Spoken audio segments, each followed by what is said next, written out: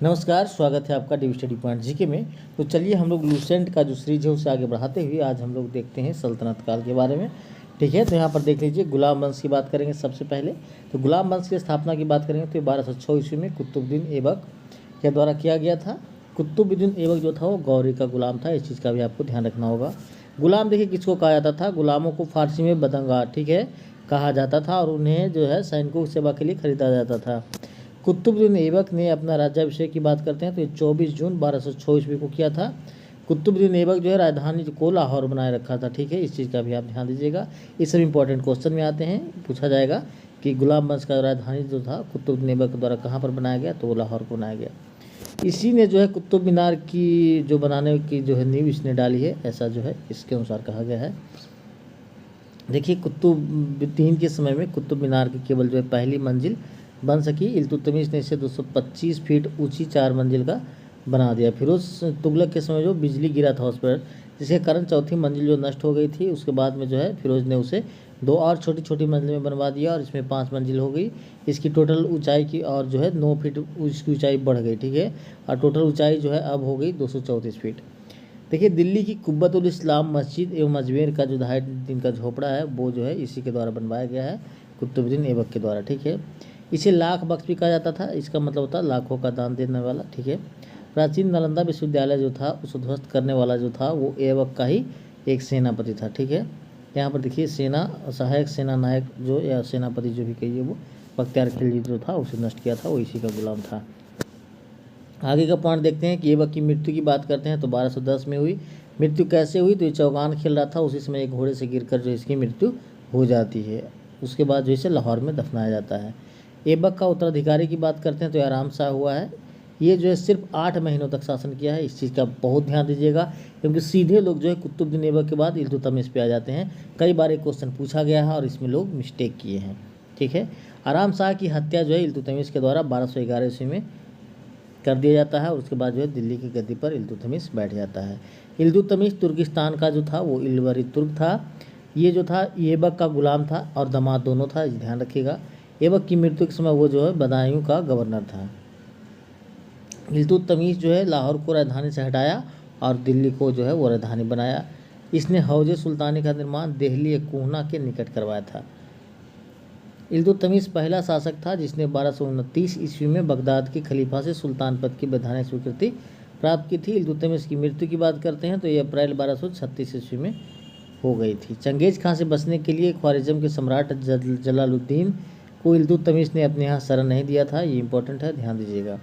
इल्तुतमिश के बाद उसका पुत्र रुकनुद्दीन फिरोज जो था वो गद्दी पर बैठा था, यहाँ भी इंपॉर्टेंट है, ये भी याद रखिएगा। यह जो था एक अयोग्य शासक था, क्लियर।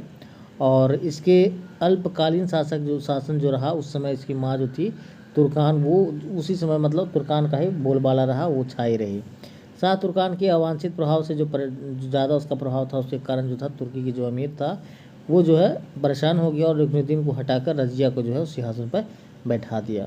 इस प्रकार रजिया बेगम प्रथम मुस्लिम महिला थी जिसने शासन की बागडोर संभाली। आगे का पॉइंट देखते हैं हम लोग कि रजिया ने पर्दा प्रथा का त्याग कर पुरुषों की तरह चोगा या काबा जो भी कहिए कुलार टोपी को पहनकर राज दरबार में खुला मुहाने लगी थी। रजिया के ने मलिक जमाउद्दीन याकूत को अमीर अखूर यानी कि घोड़े का जो है सरदार नियुक्त किया और गैर तुर्कों को सामंत बनाने के रजिया के प्रयास से जो था वो तुर्की अमीर जो था वो क्या हो गया, वो जो है विरुद्ध हो गया और उसे बंदी बनाकर दिल्ली की गद्दी पर मुइजुद्दीन बहराम शाह को बैठा दिया। याद रखिएगा कि रजिया के बाद जो था वो गद्दी पर बैठने वाला बहराम शाह था।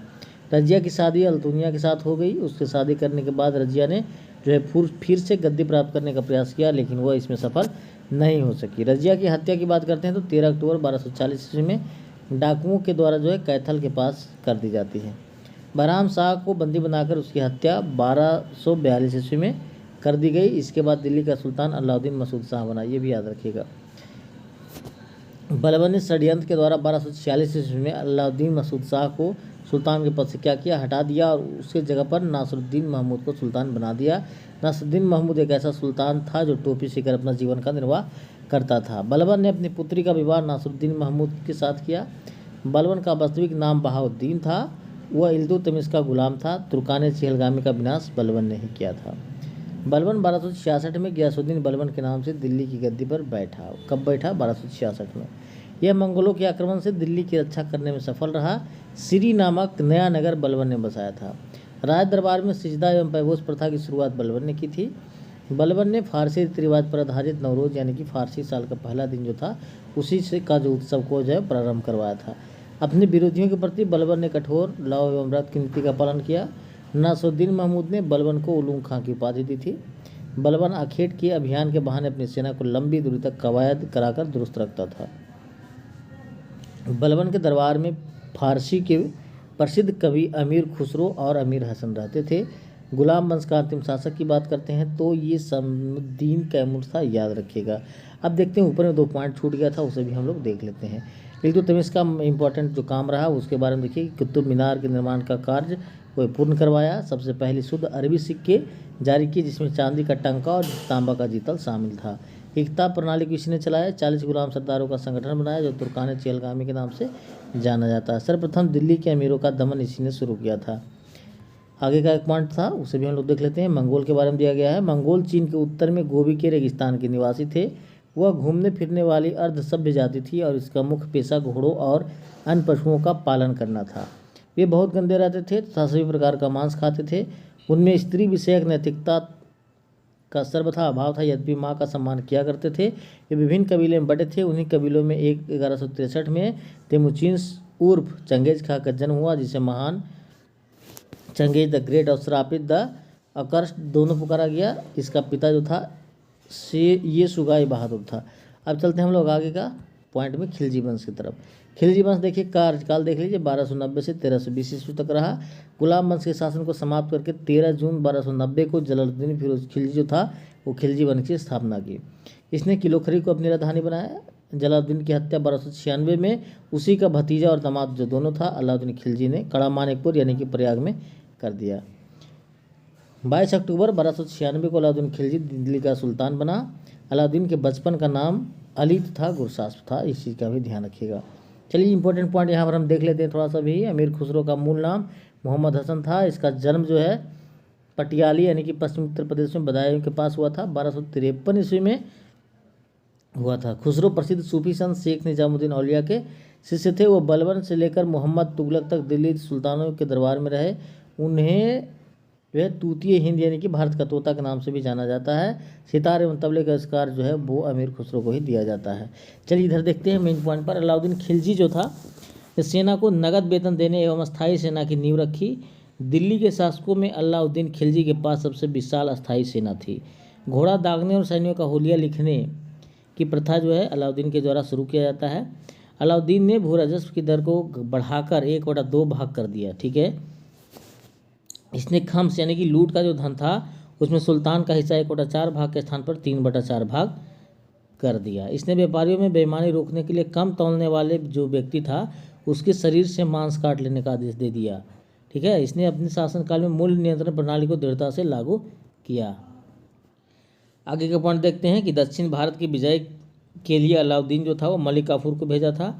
जमैयत खाना मस्जिद, देखिए कौन कौन महल बनवाया है उसका ध्यान दीजिएगा। जमैयत खाना मस्जिद, अलाई दरवाज़ा, सीरी का किला व 1000 खंभा महल का निर्माण अलाउद्दीन के द्वारा करवाया गया है। अलाउद्दीन दरवाज़ा को इस्लामी वास्तुकला का रत्न कहा जाता है। दैवी का अधिकार के सिद्धांत को अलाउद्दीन ने चलाया था।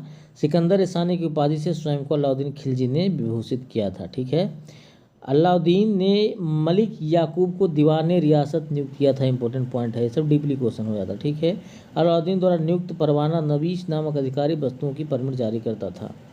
क्लियर। शहनाई मंडी की बात करते हैं तो यहाँ पर खाद्यान्नों की बिक्री हेतु लाया जाता था।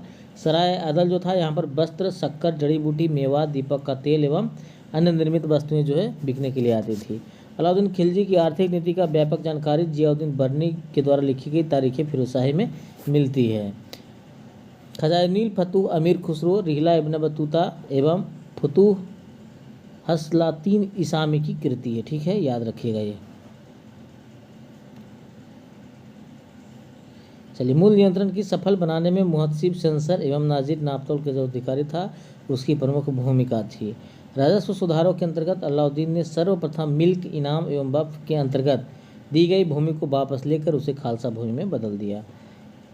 अलाउद्दीन के द्वारा लगाए जाने वाला 2 नया कर था। एक चराई कर था जो दुधारू पशुओं पर लगाया जाता था, सब पे नहीं, जो दुधारू नहीं था उस पर चराई कर लागू नहीं था।